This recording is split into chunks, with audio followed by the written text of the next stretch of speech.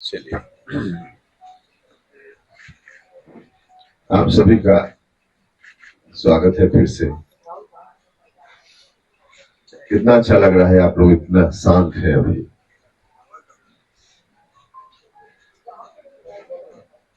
देखिए, एक विषय है जो अभी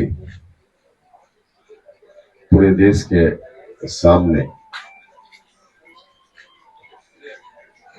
आया है और पूरे देश के लोग, खासकर महिलाएं, चिंतित हैं। हमारी भारत की सरकार आदरणीय प्रधानमंत्री नरेंद्र मोदी जी के नेतृत्व में देश की आधी आबादी को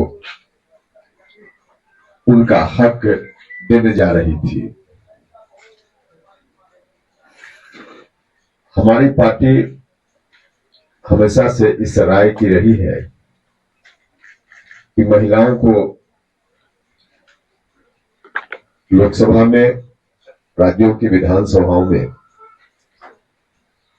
प्रतिनिधित्व मिलना चाहिए, उचित प्रतिनिधित्व मिलना चाहिए। हमारी पार्टी इस राय की भी रही है कि महिलाओं को प्रतिनिधित्व मिले, उसमें पिछड़े वर्ग की महिलाओं को भी प्रतिनिधित्व मिले, शेड्यूल्ड कास्ट, शेड्यूल्ड ट्राइब्स की महिलाओं को भी प्रतिनिधित्व मिले। अभी जो बिल आया था उसमें एससी एसटी की महिलाओं को प्रतिनिधित्व देने की व्यवस्था थी। विपक्ष के लोगों ने सवाल उठाया कि ओबीसी वर्ग की महिलाओं को प्रतिनिधित्व नहीं दिया जा रहा है।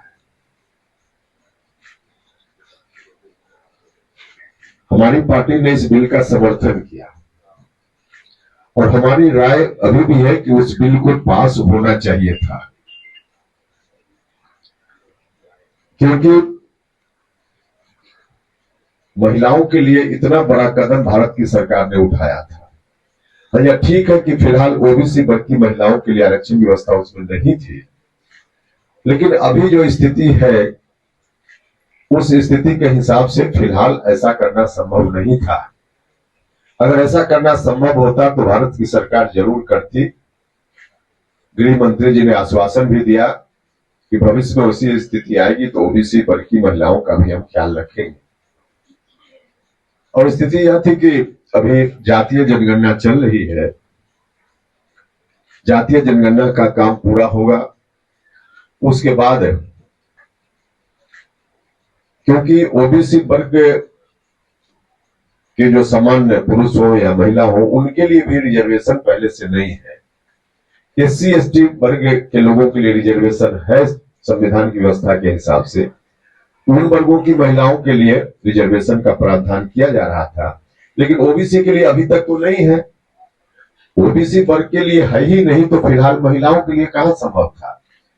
भविष्य में कभी होगा, और भविष्य में तब हो सकता है जब जातीय जनगणना की रिपोर्ट आ जाएगी। तो जातीय जनगणना की अभी रिपोर्ट नहीं थी, इसलिए ऐसा करना संभव नहीं था। अभी जितना महिलाओं को दिया जा रहा था, महिलाओं की पुरानी मांग रही है, सिर्फ महिला नहीं बल्कि देश की मांग रही है कि महिलाओं को रिजर्वेशन मिलना चाहिए। तो ऐतिहासिक कदम हमारी सरकार उठा रही थी, जिसको इन लोगों ने रोक दिया। महिलाओं के साथ इससे बड़ा अन्याय नहीं हो सकता है। विपक्ष के लोगों ने ऐसा अन्याय किया। दूसरा, एकमात्र हमारी पार्टी है जिस पार्टी ने अभियान चलाया डिलिमिटेशन को लेकर के। पिछले 50 वर्षों से संख्या नहीं बढ़ी है लोकसभा क्षेत्रों की, राज्यों में विधानसभा क्षेत्रों की, और नहीं बढ़ी। इसके पीछे कारण था कि संविधान में 1976 में एक संशोधन किया गया और डिलिमिटेशन की प्रक्रिया जो हर 10 साल पर आजादी के बाद चल रही थी, उसको तत्कालीन इमरजेंसी के दौर में कांग्रेस की सरकार ने उसको रोक दिया। तो आज भी उसी स्थिति में है। हमारी पार्टी ने निरंतर कहा कि डिलिमिटेशन जरूरी है। आज भी हम कर रहे हैं, और हमने तो अभियान चलाया। बिहार में कई जगह बड़ी बड़ी रैलियां की हमने, और उन रैलियों के माध्यम से लगातार हम इस बात के लिए वातावरण बनाते रहे कि डिलिमिटेशन होना चाहिए, सीटों की संख्या लोकसभा हो या राज्यों की विधानसभा वहां बढ़नी चाहिए, क्योंकि हमारा संवैधानिक अधिकार है। संविधान ने हमको अधिकार दिया है कि हमारी संख्या बढ़े, और इसलिए हमने उस अभियान का नाम दिया था संवैधानिक अधिकार परिसीमन सुधार। और हमको खुशी हो रही थी, हम सब लोग खुश थे जब भारत की सरकार ने जिस रूप में भी हो लेकिन सीटों की संख्या बढ़ाने के लिए भी कानून अभी लाया था, कोशिश की थी। हम बार बार उस वक्त भी कह रहे थे कि यदि 2011 की जनगणना के आधार पर ही परिसीमन हो तो बिहार में अभी लोकसभा क्षेत्रों की संख्या 40 है, उसकी जगह 60 हो सकती है। हम लोग बहुत प्रसन्न थे जब भारत की सरकार ने अभी 40 से 60 लोकसभा क्षेत्रों की संख्या लाने का निर्णय लिया, और इसके लिए भी बिल था।